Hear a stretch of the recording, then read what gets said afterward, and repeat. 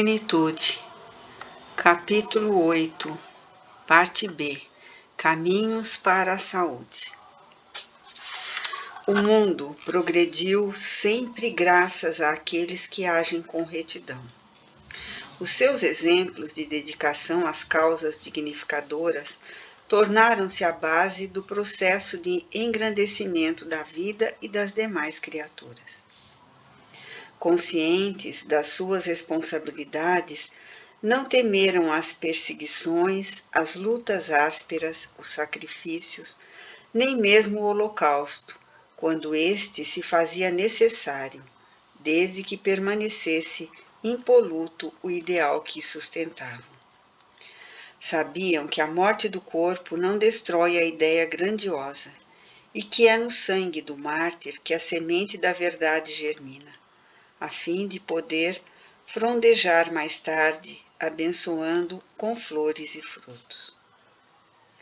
Como se medem a grandeza ou a pequenez das criaturas, graças aos ideais que possuem, é na ação que se avalia a excelência das suas aspirações, pois que aí, ao operá-las, trazê-las ao mundo objetivo, é que elas experimentam a intensidade dos fornos onde são lançadas antes de se tornarem realidade. Entre companheiros doentes e em uma sociedade injusta, é um verdadeiro desafio operar retamente. As propostas da insensatez se multiplicam, os conchavos da desonestidade bem urdidos e disfarçados de legais enxameiam.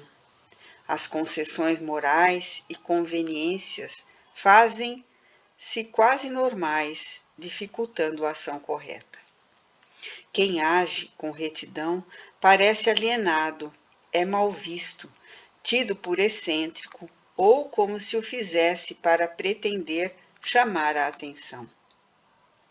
Há uma oposição sistemática, ancestral, arquitetada contra o correto, de modo a impedir o desmascarar da fraude e da corrupção em que predomínio. Operar retamente é técnica de terapia preventiva quando curadora para o sofrimento. Quem não atua errado não tem necessidade de repetir a experiência, refazer o caminho, ressarcir débitos.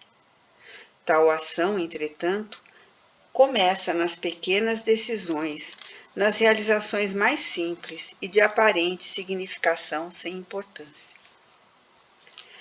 Tudo é importante na vida. Os pequenos atos são preparatórios dos gestos grandiosos e das realizações vultuosas. Manter o mesmo nível de conduta reta em uma pequena como noutra atividade de relevo é forma de treinamento para uma vivência equilibrada. Viver retamente é, portanto, o passo seguinte. As ações que se sucedem transformam-se no modus operandi de cada indivíduo, que aí passa a ter o seu modus vivendi. Quem age retamente, vive retamente. O seu hoje representa as ações antes realizadas e o seu amanhã defluirá das suas atividades hoje desenvolvidas. Não se homilia no erro, não se exalta, não se deprime. Suas horas transcorrem harmoniosas e as suas lutas, mesmo quando desgastantes, não o infelicitam, porque elas são conquistas de patamares mais elevados que aguardam. A vida adquire sentido e significação, porque não se acabando no túmulo, amplia-se no infinito, rica de oportunidades excelentes de aprendizagem e planificação. Gandhi recomendava a igualdade racial de deveres e direitos. Todavia, para que os seus fossem ideais legitimamente respeitados, vivia conforme preconizava, trabalhando no tear e acolhendo os párias e os seus ashram, a eles concedendo a mesma consideração que dispensava a qualquer outra pessoa. Viveu pobremente de acordo com o que considerava as necessidades básicas para a vida, que prescrevia para as demais criaturas.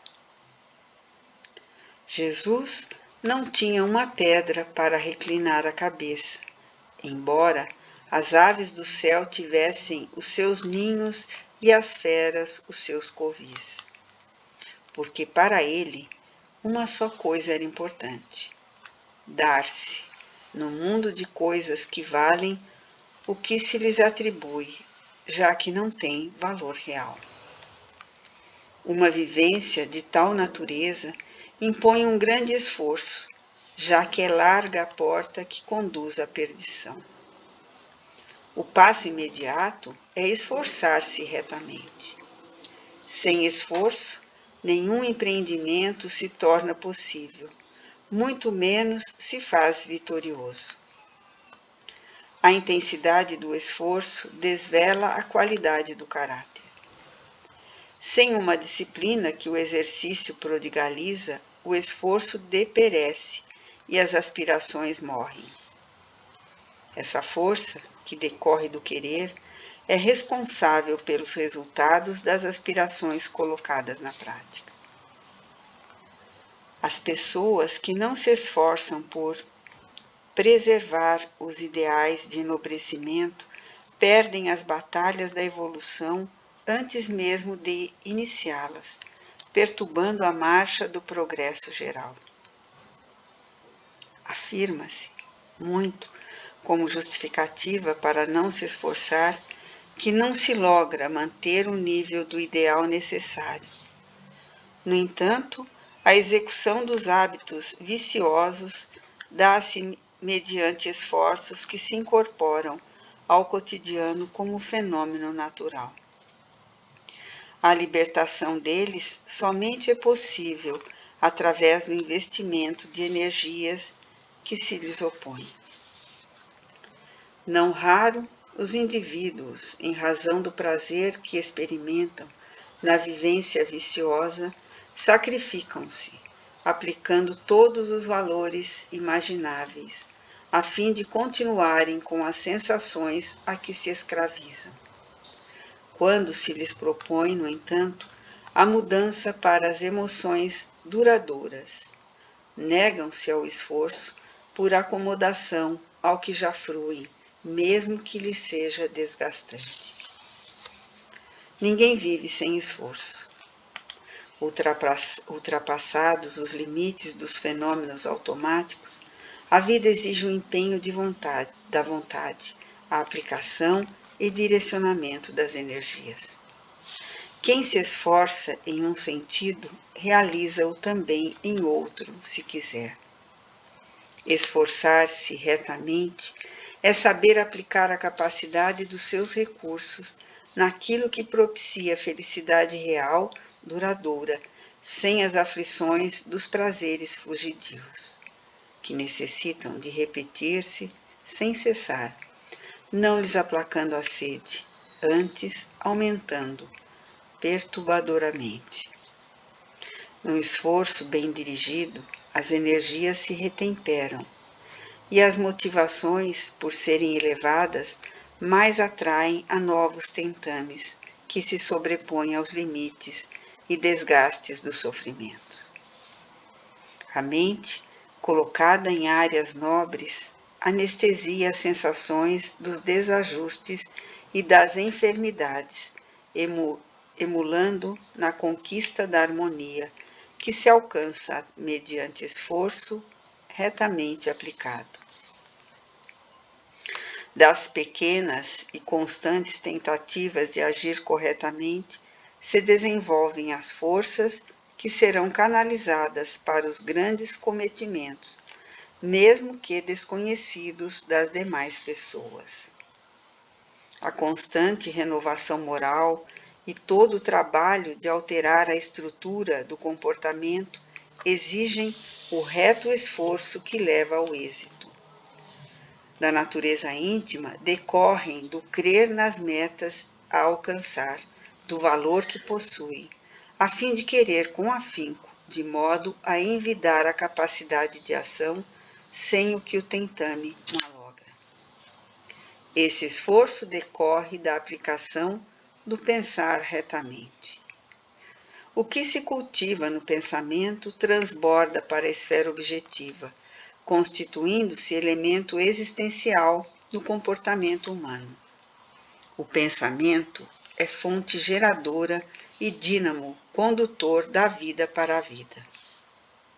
A energia encontra-se presente em tudo, aguardando que o pensamento a comande, direcione-a.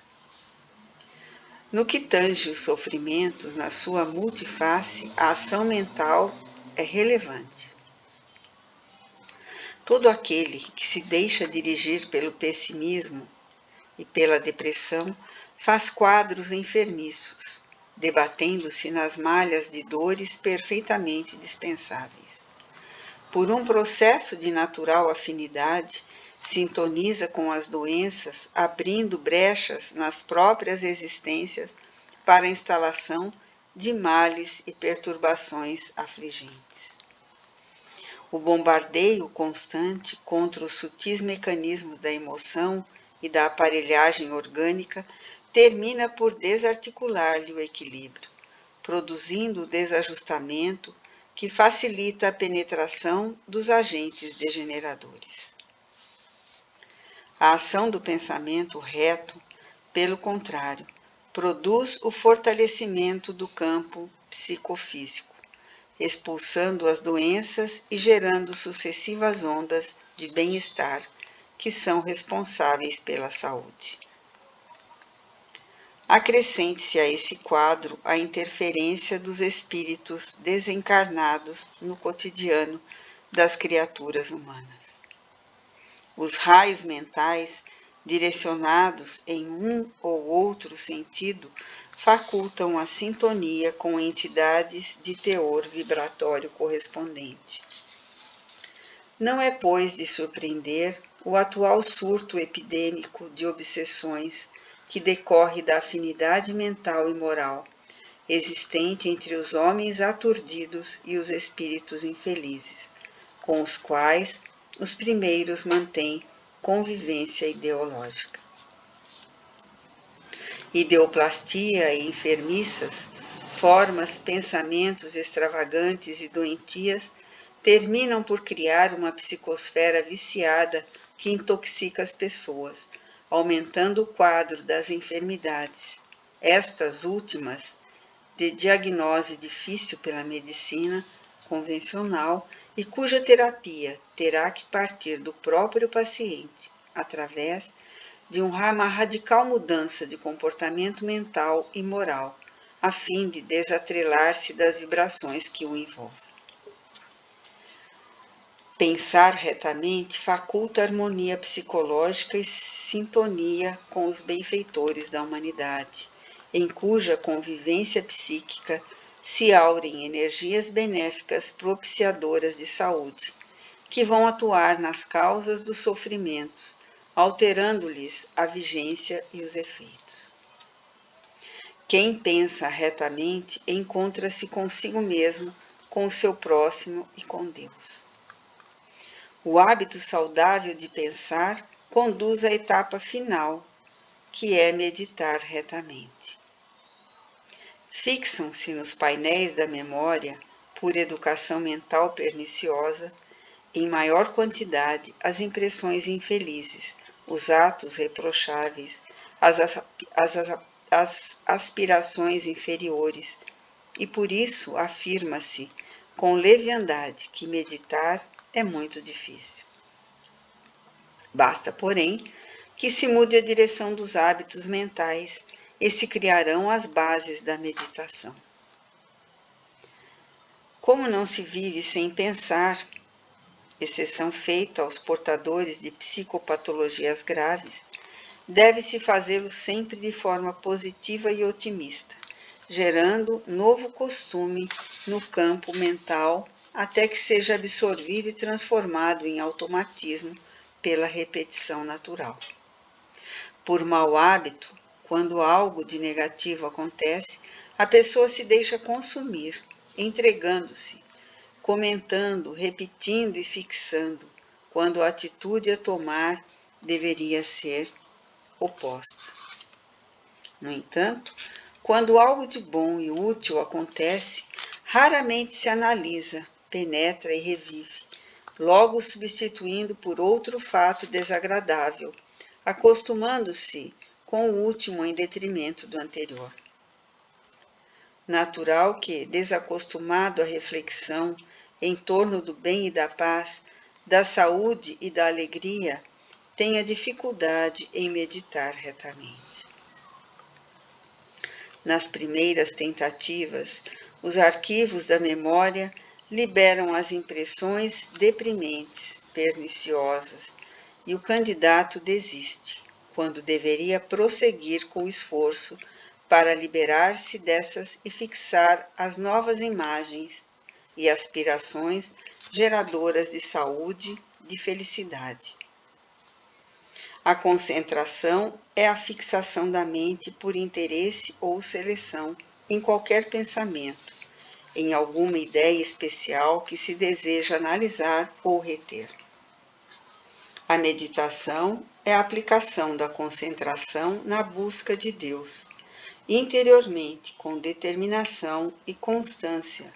Seu objetivo único é o atingir o fluxo divino e conhecer Deus, senti-lo e alimentar-se da sua energia. É o estado de quietação mental. Jesus afirmou: o teu olho é a luz do teu corpo. Se o teu olho for um só, todo o teu corpo será luminoso. Se o indivíduo permite-se olhar para dentro, todo ele se torna uma só ideia visual. Ao captar a luz divina, igualmente, todo ele se fará luminoso, e nenhum sofrimento o perturbará, graças à aquisição da saúde integral. A meditação reabastece de energias salutares, refazendo a harmonia do psiquismo, e este a do organismo físico. Quem medita retamente, crê, quer, fala, opera, vive, esforça e pensa com retidão. Adquire os valores indispensáveis à salvação. Nesse estágio, a pessoa doa-se e já não mais vive, sendo Cristo quem vive nela. Liberta-se, por fim, do sofrimento.